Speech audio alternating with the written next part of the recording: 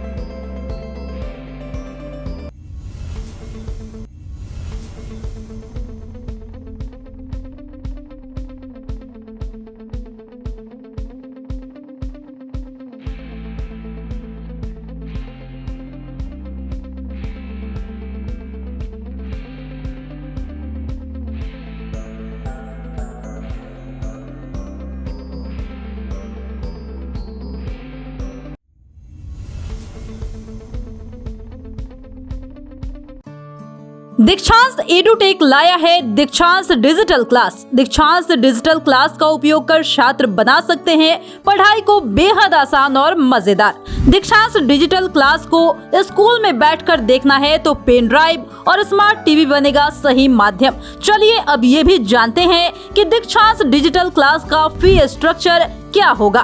Nursery से लेकर UKG के लिए 7,000, नर्सरी से लेकर दूसरी कक्षा के लिए 12,000, नर्सरी से लेकर 5वीं तक के लिए 18,000, नर्सरी से लेकर 8वीं तक के लिए 24,000, नर्सरी से लेकर 10वीं तक के लिए 30,000। अगर आपको डेमो करना है तो उसके लिए आप दीक्षांत डिजिटल क्लास के यूट्यूब चैनल को विजिट कर सकते हैं। हमारे यूट्यूब चैनल को सब्सक्राइब और फेसबुक पेज को लाइक करना ना भूले। धन्यवाद।